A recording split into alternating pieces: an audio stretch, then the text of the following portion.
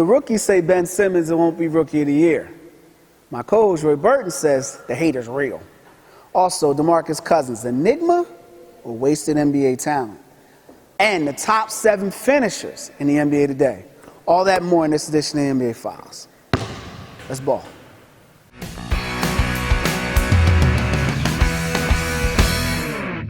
And it's that time again. I'm Kwame Fisher-Jones. He's Roy Burton, and this is the NBA Files.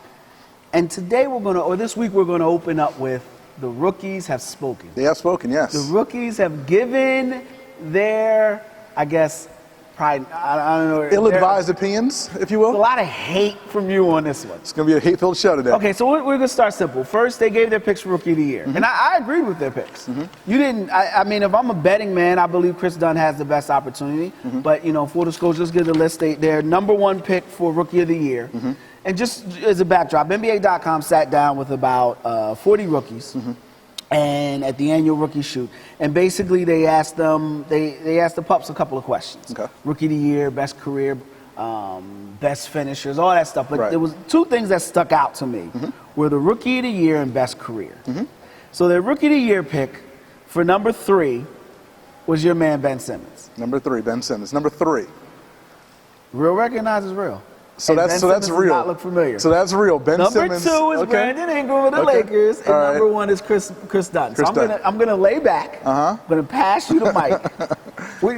Give me air your grievances, sir, about this list. And the thing is, I'm kind of conflicted because Chris Dunn is my 2nd favorite player in this rookie class. I like Chris Dunn. He's gonna be an excellent pro.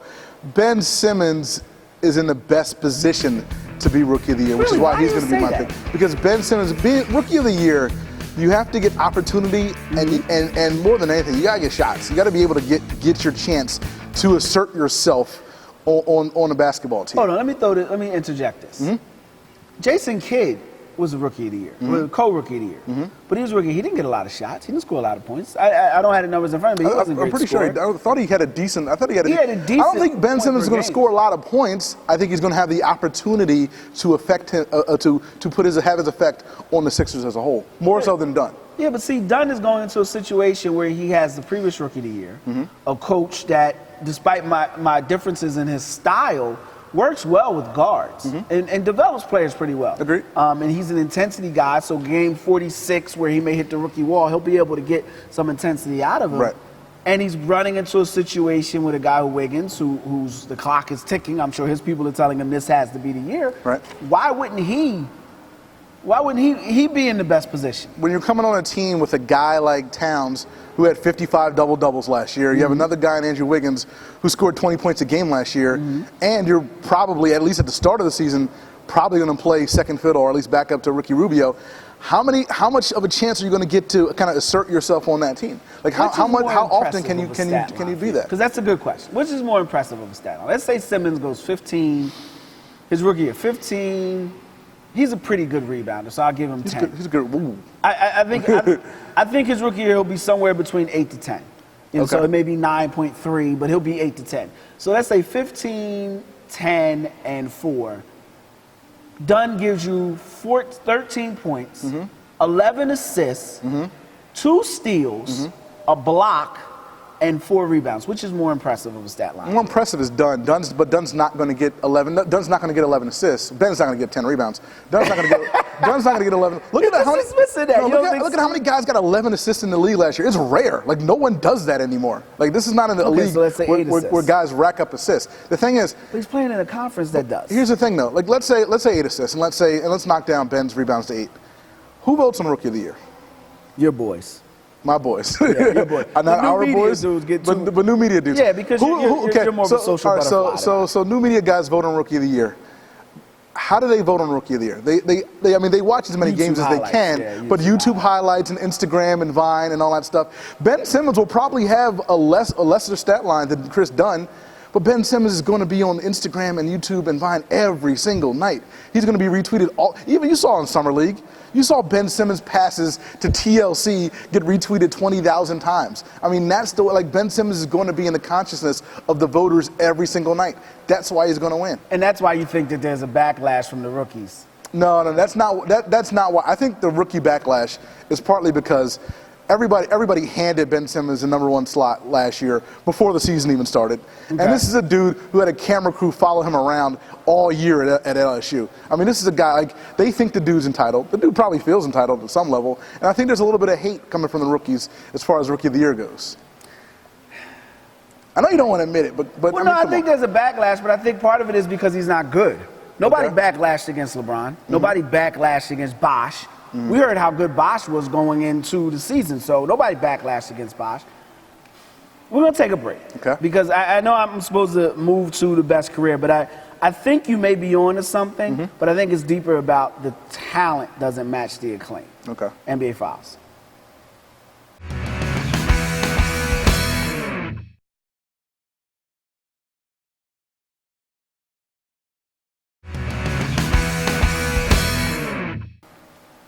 Welcome back to NBA Files, talking Rookie of the Year with Roy Burton and Kwame Fisher-Jones.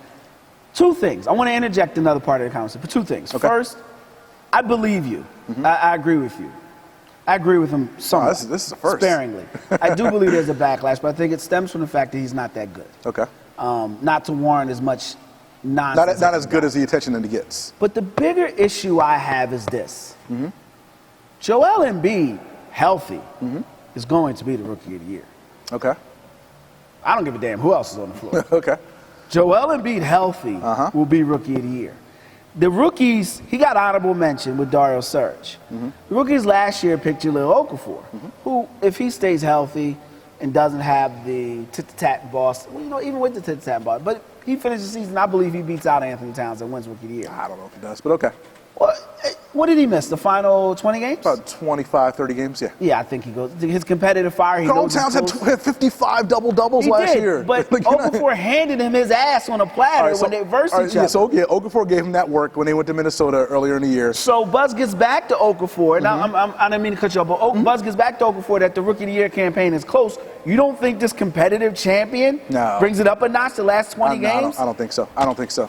I so disagree. I don't think you keep forgetting who votes for this award. You keep forgetting that people are in love with Karl Anthony Towns. The NBA media, social media, the bloggers, they love Karl Anthony Towns, and rightly so. I mean, the man was like 19 and 11. He had a really impressive year. He had a great year. You're not gonna. Jahlil Okafor is not gonna overcome that. And he had a really good run after the All-Star break. Like he was going for 20 a game. Like the man was going to work. Testament to him. The man was going to work right before he got injured. So he had a hell of a season, but you just weren't going to beat that train. You weren't going to beat the Karl Anthony Towns train last year. How much is there Sam Mitchell being gone affect Karl Anthony Towns? Oof.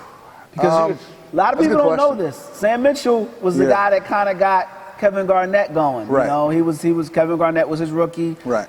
Sam Mitchell's a hard-nosed dude. He spits corn liquor. He's a tough dude, but he'll get it out of you if it's there. How much does that difference play a role in Karl Anthony Towns? But the thing is, KG is still going to be around the organization. True. So I think anything that you lose with Mitchell going is offset a little bit by KG still being around. So it sounds to me then that the only reason you're rolling with. It sounds to me the only reason why you're rolling with Ben Simmons is because you got your Sixers draws on. Always have the Sixers draws on because you got to wear your draws when you leave the house. But the thing is, I just think that Ben Simmons is going to have more of an impact on the Sixers, and he'll have more eyeballs on him in social media during the season. True. Yeah, the light-skinned dudes are all right. You got to get that in. Career, every time, because I've never seen a prettier ball player. And I don't mean that in a disrespectful way, but he is so pretty. The picture with him and LeBron, working out, him in the middle, he's so pretty. He's a pretty dude. The scene where Sidney says the white man can't jump. I'm so pretty. Yeah, it's so pretty. All right, best career. This blew my mind a little bit. Because number 3 on the list is Buddy Hield, who I love. Your guy. Yeah, I love Buddy Hield. I make no bones about it. Yeah. But number 1 is Brandon Ingram. Number 4, tied for fourth. With like Drake and Bender, whoever else it was. Drake and Bender's a good player. He's a good player. He's a good player. Don't sleep on Ben. Come on, as good of a career as Ben Simmons. Come on, man. I don't think as highly as Simmons as you do. I know you don't. So, but Brandon Ingram, Buddy Hield higher than Ben Simmons. Yeah. Thoughts, Mr. Burton? Sixer fan number 1. And full disclosure, last year they had Okafor as having the best career. Okay. All right, and that's, again, that's a reasonable assessment from those guys from that class last year. Obviously, this class, the class this year, has a lot of hate in their blood. The hate just courses through the veins of these Why dudes. is it an emotional thing with you? It's Why an do you emotional think it's thing. emotional? It's emotion because if you look at just based on what we've seen on a basketball court, what we saw Ben Simmons do at LSU, what he projects to do in the NBA, at the very least, he has an above-average career. Like, you may not think he's going to be a superstar. But they didn't say he wouldn't be bad. They didn't say he'd be bad. They just said he'd have the best career. But why would he not have the best? If his floor is higher than everybody else's floor, how come you wouldn't say he's going to have the best career? Do you think he's just going to plateau? Intangibles play in a factor. I think intangibles play a decent role. We're I think pushed they do. against it. And I know we've got to move on, but we're going to take a break. We're going to come back. When we come back, I want you to consider the intangibles and why Ingram would have a better career than Simmons. NBA Files.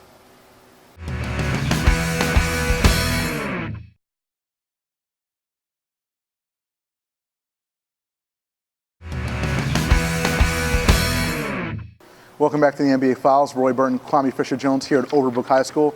And we're still talking about the rookie survey. And I know you wanted to talk about Brandon Ingram before we went out, but I want to switch gears because I want to go back to the guy we talked about in the first block of the show.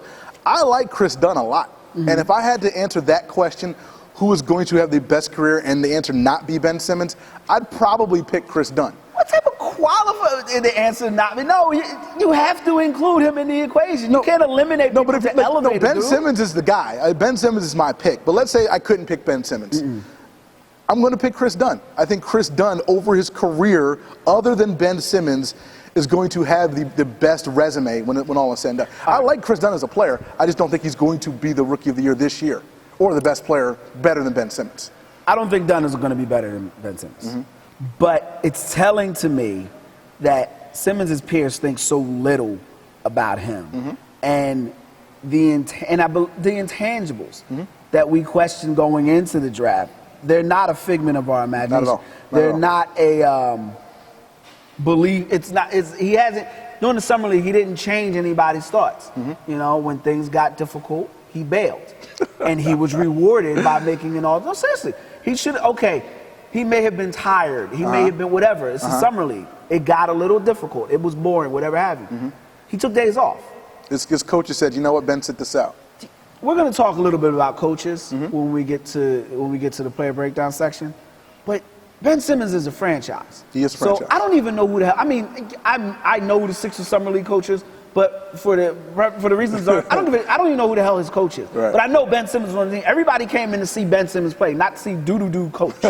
So if he says, yo, I'm going to play, he's going to play. Mm-hmm. But it says so much about not just him, but college basketball's talent evaluation, that his peers think so little of him. Right. And the reason why I believe people picked Ingram to have the best career is the intangibles, not just him as a person, but the situation he's walking in. So we talked about this. You know, it's a good spot. Magic Johnson may walk through that door as opposed to Wade Barkley coming in through ours. Gail Goodrich, Jerry West, Kobe Bryant. Just so many examples. Robert Horry. Yeah, Robert Horry. Rick Fox, Luke Walton, Bill Walton. Like, Bill Walton's not a Laker, but his son's coach. Mitch Kupchak, he's a basketball, like astute dude. Right. You got Jim Lynam and maybe. Come on, man. I'm just saying. You got Allen Iverson. You got the answer walking through that door. You know? But I mean, like, it matters a little bit, okay? It counts for something. All right, forget the Sixers angle. Forget the Sixers angle. You got Ben Simmons working out with LeBron and Dwayne Wade. Pretty too. There's two. He's got the extra long shorts. There's few. I know you saw the other picture where Ben had no shirt on when he was dribbling. I know you wanted to retweet that like 17 times. I like Ben. I think Ben's a breath of fresh air. I like the fact, and I say this respectfully with endear. I like the fact that he's light and fluffy. You know what I mean? I like the fact that he's a playful dude. I do, because it's something Philly needs. Right. Him and Embiid are going to change the negativity, even if they don't have the most successful year. The fact that their demeanor and they're engaging. They're engaged. You know what I mean? It's going to mean something, because Dario and Julio are not. And that's not a slot. It's just not their personality. Right. But no, Ingram is walking into the best situation, which will translate itself to the best career. I think Ben Simmons is going to be a double-double dude. Just don't think it's going to be with Philly. Okay. You know, he'll have a rookie. I think he'll have a good campaign. I just think his best years won't be in Philly because it's not meant for him to be here. It's not his great thing. But another thing that drew my attention, and I know you like this too. Yes. Favorite players. Favorite players. I'm glad you brought this. Who was number 2? I'm glad Who was number 2 on that list? Carmelo Anthony. Talk to me. No. Forget Carmelo Anthony for a second. What is this disdain with LeBron James? Why is Kevin Durant these guys' favorite player and not LeBron James? Oh, I can answer that easy because Durant is touchable. He's approachable. He hasn't done anything. Don't you? Isn't your favorite player the greatest player? Aren't you a fan of greatness? My favorite player is Allen Iverson. It's not Michael Jordan. That's fair. Okay. You know, all right. That's and fair. I take That's my fair. paper out and I say that, you know, because that's fair. he walked amongst the peasants. That's fair. Okay. Kevin Durant has got no rings. I would say Kevin Durant is, like you're right. He's the most accessible superstar out of these dudes. Out of these guys. That's all right. You know what? All right. LeBron is in the castle. I'll stand down. I'll stand down on this one. I beat him down. It was easy. I'll stand down. All right, we'll take a break. NBA Files.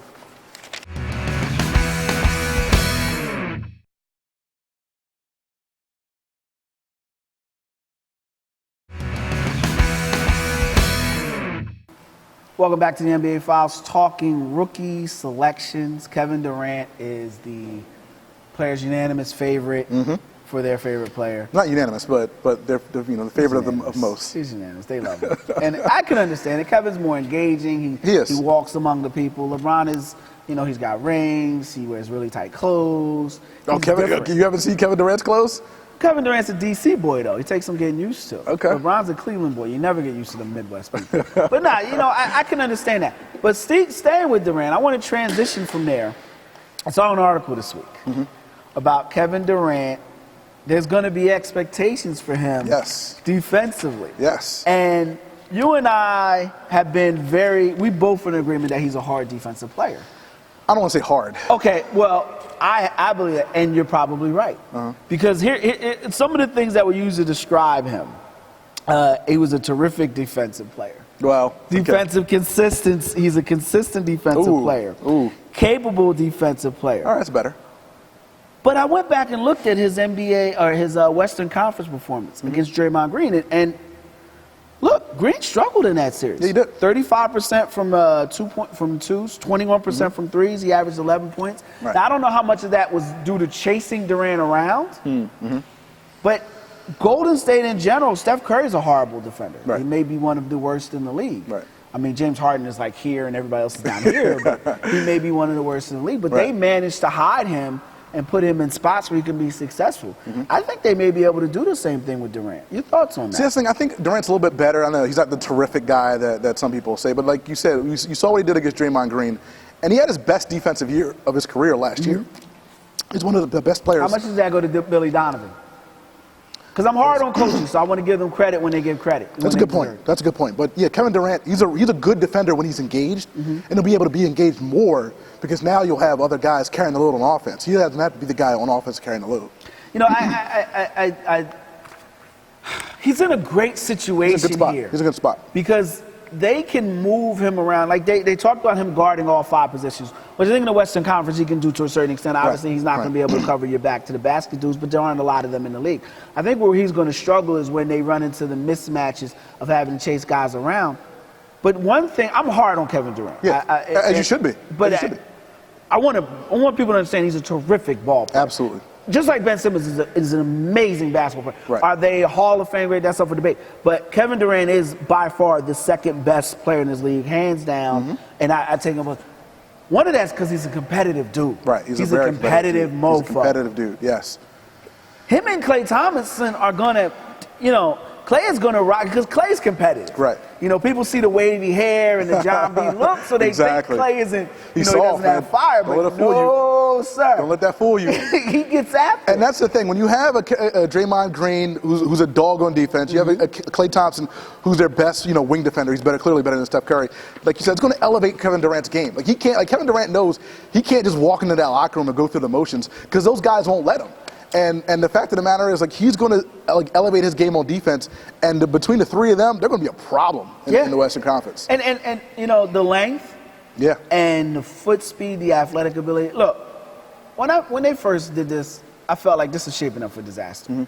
They weren't going to do things, but looking back at it and actually taking a step back, having time to dissect it, I still don't think it elevates them. The Spurs, Popovich is on the clock.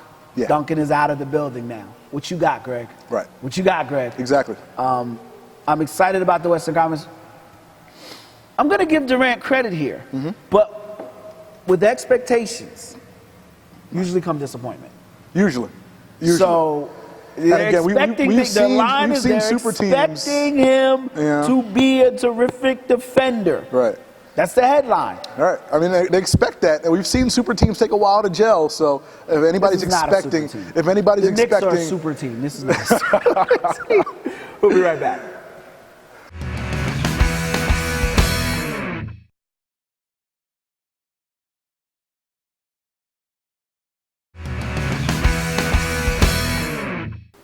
Welcome back to the NBA Files. Roy Burton. As always, I'm Kwame Fisher-Jones, and this is a new segment of the show.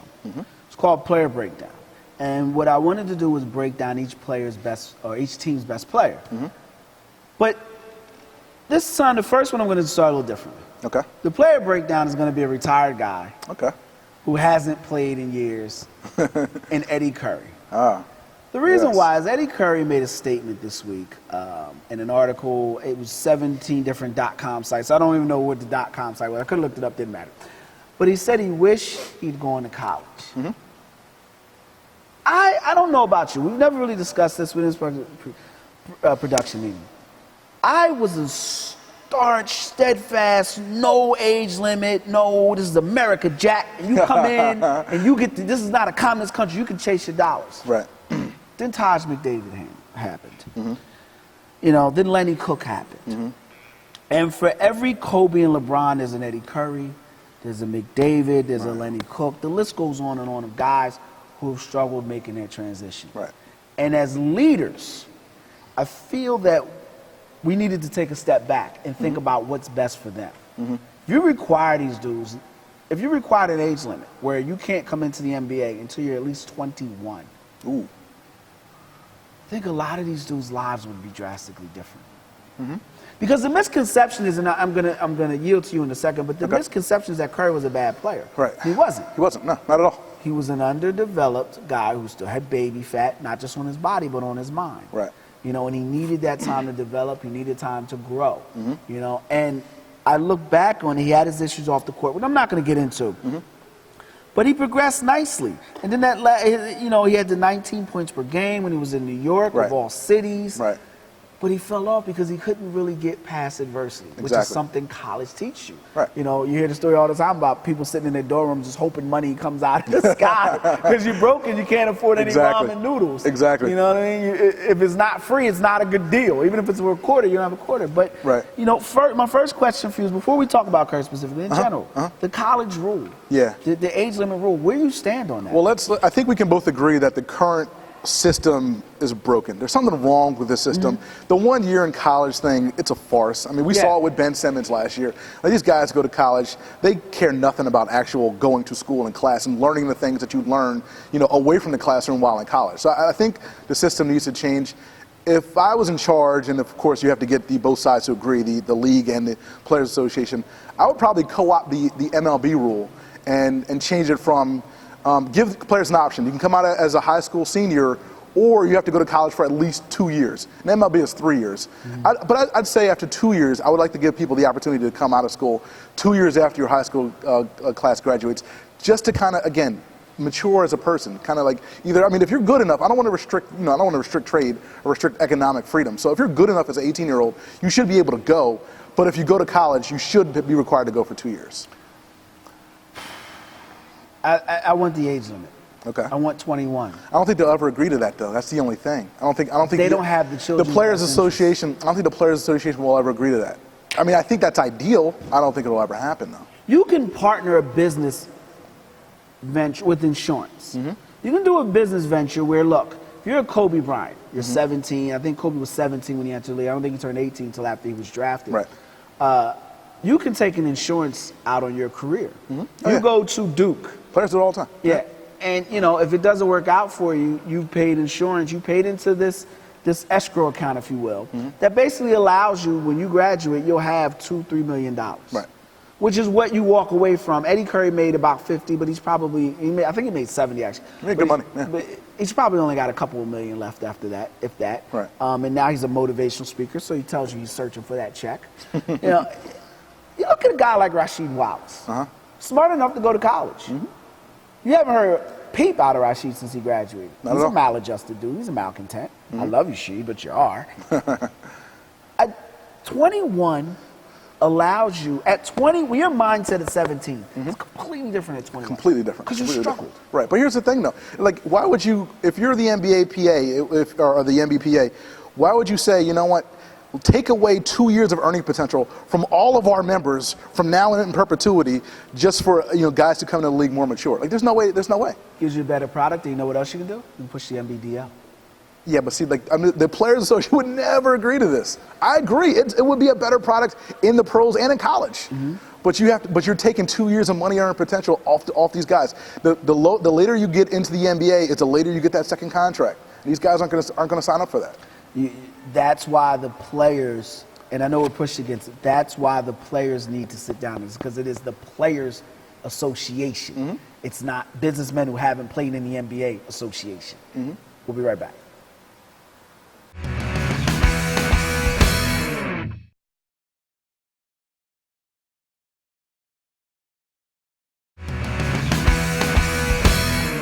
Welcome back to the NBA Files. Roy Burton, Kwame Fisher-Jones, and we're going to change gears a little bit and talk about finishers and the best finishers as we finish the show. In the NBA. As we finish up the show, as we wrap up the show, you know, of course, we're two of the best finishers on television, but now we'll talk about the best finishers on the court in the NBA. So let me turn it over to you, because I think we agree on a lot of these, and I haven't seen your list. I think we agree. Oh, no, we don't. You see, you got to be difficult. You got to be difficult. It's not meant to be difficult. You got to be difficult. Since you're a man of lists, and you got on me for not ranking my guys last time, give me your guys in order. Okay. The top 7 finishers in the NBA. All right, I have 2 lists. I am a man of lists. And I do odd numbers. I never do top 5 and top 7 and top 11. You yelled at me for not having my guys in order. Damn right. You tell me to make a list. You tell me to make a list, and then you come up with 2 lists. That's not how this works. But here's why. Okay. Because you have to do it by the book, and then you got to do it with these. All right. So by the book. Tell me the difference, please. What's the difference with by the book is statistically. See, I thought about you. I thought about statistics. I appreciate that. Roy Burton is a big statistic whore, so I had to make sure that I had the numbers good for you. I appreciate that. So officially, the best finishers based on analytics. Analytics. Top 11, because I never do 10. I never do 5. 11. Number 11 is Isaiah Thomas from the Celtics. Okay. Number 10 is Whiteside from the Miami Heat. Okay. This is why lists suck. This is why analytics sucks. Number 9 is Drummond.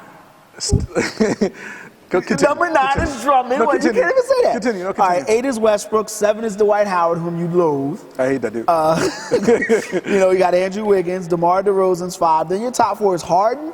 Number 3 is Brook Lopez, which I got to be honest, stats-wise, I don't give a damn who he is. I will never have a net on anything, any list other than the wackest players in the NBA. Oh, man. Number 3 is Brook Lopez. Number 2 is DeMarcus Cousins, my dude. Number 1 is LeBron James. Now, before I give you the eye list, the eye test, LeBron James had 75 N1s last season. That was 13 more than the next player. He is by far an it's not even close. By the list, by your analytic list, by the eye test, by whatever measure you want, LeBron James is the best finisher in the NBA, and I will accept no other answer. I disagree. None. I disagree. None. I disagree. Okay, so statistically, he had 75. Okay, but here's the eyeball list. Here we go. 7. Here we go. And 7. you know I can't stand a man that I've coined the phrase peanut brittle, Kyrie Irving. Cooking dudes, man. Number 7 on my list. That dude gets to the rack. He doesn't get N1s because he's tender, but he's no better finisher. He will finish over you somehow, some way without you laying a hand on him. Absolutely. Number 6, Isaiah Thomas from the Celtics. As Sixer fans, we know firsthand how much of a pain in the ass this dude is. Right. Number 5 is DeMarcus Cousins. I love Cousins. I've always had. Felt Sixers drafting. Number 4, guy I'm paying to go see opening night. You're going to pay to go see that dude. Russell Westbrook. That's right. Number 3 is the walking man, James Harden. Only plays one half the court. Number 2 is the favorite dude, LBJ, LeBron James. Number 1 finisher in the league. Talk to me, Roy Burton. You know I'm right. Is DeAndre Jordan. See, here's the thing. You know what? When you say finishers, here we go. No. I'm qualifying. You're gonna pull a stat out. I'm not gonna. I'm gonna take stats out. I'm gonna talk about something we talked about before. I'm taking out big men. I'm taking them dudes out. You can't do that. I'm taking those dudes out. I'm taking those dudes out. You got the greatest one. I'm taking dudes out. You're in his house. You're gonna say he doesn't count? I'm taking big men out. The house that Wilt built. All DeAndre Jordan does is dunk. And like that, oh, I'm sorry. That's all he does. I'm sorry. No. All Dunkin' Donuts does is make donuts and coffee, but it seems to do well. No, I'm sorry. I'm not taking. If this is a dunking contest, well, then sure. It's finishing. Sure. Look, DeAndre Jordan. I'll throw Blake Griffin in there. He's not a best friend. He's not one of the best. He's like 60-something% in the restricted area. He's like 65%. Doesn't make him a great finisher. It's eyeball test. So he makes 65% of his shots near the basket, but he's not a great finisher. Because it just, with DeAndre, he finishes on you, through you, whatever. He dunks on you. Blake is flashier. He like, as Shaq would say, he has no feet work. Okay, DeAndre dunks on you. He jumps over. He jumps over you. Exactly. He might go around you a little bit, but all he does is dunk. And you know what? You never see him here. You never see him on the floor. You always see Blake. And I love. I'm a huge Blake Griffin fan. He's another dude I'm going to pay to see. But. You always see him here. That's fair. Okay. That's fair. For a bony dude, he's strong and he never gets knocked off the block. I'll give you that. But all right, so I'm going finishers sans big men. I'm taking big men out, man. I want the list with big men included. I'm taking big men out. I'm taking big men out. Number 7, I'm giving a Lifetime Achievement Award to my man, Dwayne Wade. No, I'm done with Tony Parker. Dwayne Wade still's got that bag of tricks. I didn't say in the 90s. No. I didn't say in the 2000s. You hate Dwayne Wade. You forgot what he did in the playoffs this year. Yeah, I forgot. You forgot. I forgot. It was so long ago. You forgot what Dwayne Wade. It was so long ago. Dwayne Wade is 47 years old, still got that bag of tricks, still gets to the rim at an advanced stage. Dwayne Wade is one of the best finishers in the NBA. God. Number 6, I got to go out to Milwaukee. Giannis Antetokounmpo. That dude covers. That dude. You don't watch the Bucks. He's not even on the fit. You watch the Bucks? I watch the Bucks. You're a damn liar. I don't watch the Bucks. You're a damn liar. I love the Bucks. For a job in Milwaukee. That's all it was. He's a damn liar. Again, Giannis, another guy. He's not even on the top 11 list officially. Your list is, and you got the and one list. I'm talking about in the restricted area. In the restricted area, Giannis Antetokounmpo. How many attempts? I was like 6 a game, 7 a game. You're a liar. Look it up. I call BS. Look it up. If you weren't scared of technology, I would lend you my tablet so you can look this up. You're gonna wait for me to say I'm gonna be quiet and take a shot at it. Okay. James Harden, number 5. At least we agree on this. James Harden is another guy. Again, he's got a crafty bag of tricks. He's not a great shooter. He somehow finds a way to score 29 points a game. James Harden is excellent. Kyrie Irving, again, we agree. Kyrie Irving is just a fantastic finisher. Number 3 on my list, Russell Westbrook. He's another guy. You can't stop that dude when he has a full head of steam. You just can't do it. It's impossible. Number 2 on the list is a guy I don't know if you forgot about him. I don't know if he didn't make your top 11 or whatever list you have. He's a guy who doesn't finish enough for me, but he's good when he does. Steph Curry. When Steph Curry gets to the basket, Steph Curry is automatic. Okay. I know what this is. What do you know? No, the floor is yours. And number 1, of course, is LeBron James. What is your issue? I got to talk about the Steph Curry thing. What is your issue with Steph Curry? Steph Curry's not. You say he doesn't finish enough because he can't get to the basket. Yes, what are you talking about? He can't get to the basket. The only times, and this is gonna. I'm glad you asked. You got to start watching Instagram. Stop watching Instagram videos of him shooting threes or something. You're right. And let me qualify the statement. Let me elaborate on it. Okay. I'm going to compare him to James Harden. Mm-hmm. Okay. James Harden gets by his man. You said he's crafty. Mm-hmm. He's got a good handle, whatever. He's got good feet or footwork, however. Steph Curry only gets by his man when his man makes a mistake. Okay. And everyone's seen Chris Paul, what he does to Chris Paul. Mm-hmm. Because Chris Paul's a reacher. Mm-hmm. And he's always out of position defensively. Right. He very rarely is bent down. When Chris Paul's a guy that gambles, he takes cheap shots. He's not a good defender. Think about a time when Steph Curry he struggled getting past LeBron. Mm-hmm. He struggles getting past good, sound defenders. He does. James Harden does not, because he has an innate ability of getting by. Steph Curry doesn't. Steph Curry is a fantastic shooter. He's a guy that can get it up quickly and get up anywhere in the gym. Right. As far as finishing, though, getting to the basket, I completely disagree. But when he's, again, one of the most prolific and one of the best in terms of points and field goal percentage in the restricted area, as a 6'3" dude, how does that not make you a good finisher? Because if you only do it twice a game. Oh, he does it more than twice a game. That's the thing. What is he doing? Maybe 3?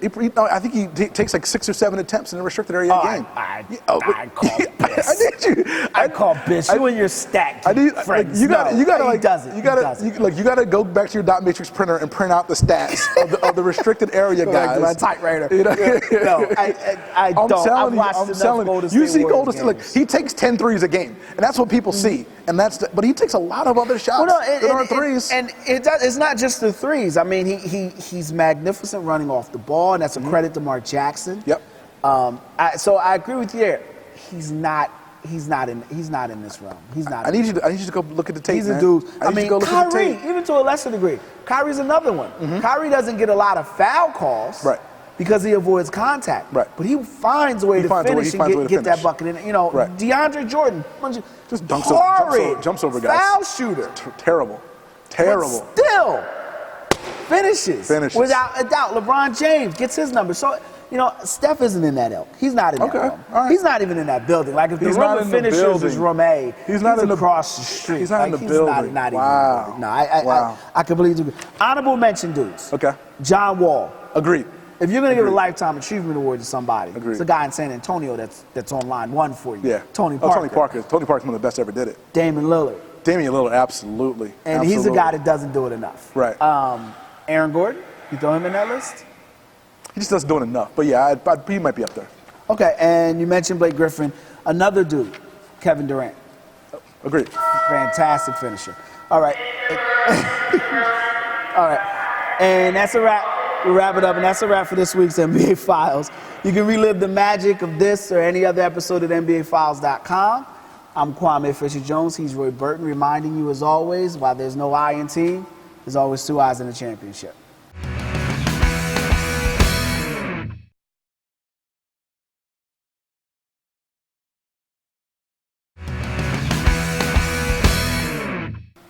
Welcome back to the NBA Files. He's Roy Burton. I'm always Kwame Fisher-Jones, broadcasting from Overbrook High School here in West Philadelphia. Home of Will Chamberlain, who apparently Roy Burton feels like shouldn't be included in any top list. As we're at the home, Overbrook High School in West Philadelphia, of one of the NBA's greatest, I guess we call them enigmas. Yeah. You know, 2 titles, unparalleled talent. I want to transition from a previous enigma to one of my favorite enigmas in the NBA, DeMarcus Cousins. And this is the player breakdown section. First, it's just simple questions. DeMarcus Cousins a franchise player? My definition of franchise player is a little bit stricter than most. Because my definition I like your definition. Let the people know what your definition is. My definition of a franchise player is, can this man be the best player, the dominant player on a championship team? And according to that definition, I think there's only like 4 or 5 guys in the league that kind of fit that criteria. So I don't think DeMarcus Cousins is that. Okay. I think he's right outside of that, though. I think he's an excellent player, top 10 guy in the league. Let me ask you this then. And here's where it gets gray. Okay. Does he have the talent to be a franchise player? He has a talent to be. I think we both agree. He has a talent to be a franchise player. You saw what he did last year. 27. So I've seen what he's done since. Like 27 Kentucky. and 11. He's been a star ever since he came out of Kentucky. 2 All-NBA teams last couple of years. He's arguably the best center in the NBA. I mean, he's pure talent, pure ability on both sides of the ball. He's got tons of talent. Whether he has it upstairs or whether the coaching staff has it to bring it out of him, that's the question. That's not a question. You answered your own question. This is where I have a problem. And I wrote it down verbatim. That's my problem, because I knew you were going to say coaches. You have a guy who has true talent. It ain't all about pecan pie and vanilla ice cream. Right. Like sometimes you're going to get a sour dude, and sometimes you as a coach, like, dude, what am I paying you for? Right. Everyone can coach Michael Jordan. Well, everyone can coach, but most can coach Michael Jordan. Most can coach Shaquille O'Neal. Right. DeMarcus Cousins is why we pay you skillions of dollars. Exactly. You need to get it out of him. Exactly. He's got too much talent to go by the wayside, and I'm tired of hearing he doesn't get it or he doesn't want. That's BS. Yeah. He wants to be good. He wants to be. He doesn't know how. He wants to be great. Yeah. He doesn't know how. And I define a franchise player by, if at this day and age, because there aren't, LeBrons don't come out on trees. Right. I define a franchise player of guys, like, are there 10 guys in the NBA you would trade him for right now? No preconceived notions, no nonsense. If I called you up and said, I want this guy. Would you trade him for that guy? Right. DeMarcus Cousins falls out of that loop. And, I went through the list. I'd trade him for Carmelo Anthony. I'd trade him for LeBron James. I'd trade him for Paul George. I'd even consider trading, I'd trade him for Jimmy Butler. I'd trade him for John Wall, Russell Westbrook, Damian Lillard, Karl Anthony Towns, Kawhi Leonard, Kyle Thompson, Steph Curry, Durant, and Blake Griffin. So that's 13 dudes I'd trade him for. Okay. He has all the talent in the world. Right. Self-motivation is an issue, but he's a guy that can step out and shoot the three. He's a guy that can take you, finish over you. He can block your shot. Right. He can face up. He can put the ball on the court, blow by you. He's failed. The coaches have failed him. Yeah, coaches have failed him, and the organization has failed him. I mean, he's going into his 7th year with his 6th different head coach. I mean, you just can't have stability. You can't build on anything when there's nothing to build on because you're tearing down the foundation every single year. You've had Tyrone Corbin and Mike Malone and George Karl, and you've just had it was the worst possible coach. I mean, it was a terrible coach. You just could not get consistency, and it'd be hard for anybody to thrive in that environment. I want to throw it back to you. You said the organization has failed him. This organization brought in Rick Adelman when they had Chris Webber. Some coaches work. Give Mark Jackson a call. He may not want to come. Right. Make it work for you. You have too much talent there in DeMarcus Cousins. I agree. Too much talent in DeMarcus Cousins.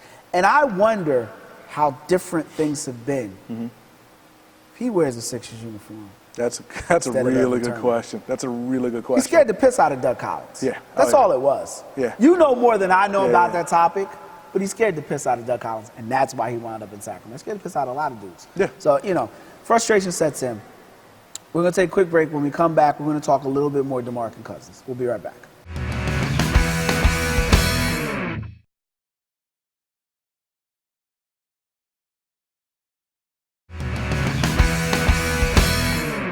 Welcome back to the NBA Files. Talking DeMarcus Cousins, talking wasted talent. It's the Bronx Tale line, nothing worse than wasted talent. That's right. Do you believe DeMarcus Cousins is a wasted talent? Well, they haven't taken advantage of DeMarcus Cousins' talent as of yet. I mean, again, he's had, the best season of his career last year when he won 33 games. He's gotten better every year statistically. He's gotten better every year statistically, but they've surrounded him with garbage. I mean, last year might have been the best crew of guys around him, but you got Rudy Gay, who's just a scorer and nothing else, and you got Rajon Rondo, who really didn't want to be there in the first place. Rudy Gay is like Orlando Waldridge. Exactly. Like, all you get is points and nothing, and he doesn't help you win or anything. So, I mean, I think they failed him and, Vivek and Vlade and everybody in charge. I think they failed the last few years of getting talent around that guy because, as we said, he's one of the best centers in the league. He's a top 15 guy, easy. You should be winning more than 33 games a year with a guy like that. Fabulous point. As I look at the backdrop of Wilt here at Overbrook High School, I struggle with this one because I like analogies. I prefer examples over explanations. DeMarcus Cousins is like a Range Rover. Okay. And, in the right hands, he's a luxury SUV capable of doing, ridiculous, extraordinary things. All right. But in the wrong hands, he's like a clunker who struggles to just get good gas mileage. That's a good point. I like that. You don't take your Lamborghini to go to Acme. Exactly. Dwayne Casey, Nate McMillan, Greg Popovich, Brad Stevens, Rick Carlisle, Doc Rivers. They could get the most out of this dude. Right. That's when coaching matters. Coaching only matters when you have talent. Right. Exactly. I don't want to hear DeMarcus Cousins can't play. Right. To me, he can play. He can play. And to me, he can play. He's been shortchanged by, I don't want to say Vlade, but by a city and an organization that is afraid of him. So they just kind of let him be. Yeah. They're hoping as a plan he just wilts away and dies. That's a good point. And that frustrates me. All right. That's a wrap. For this week's installment of the NBA Files, you can relive the magic of not just this episode, but previous episodes at TheNBAFiles.com. He's Roy Burton, and as always, I'm Kwame Fisher-Jones, reminding you that there's no I in team, but there's two I's in championship. We'll see you next week. Be easy.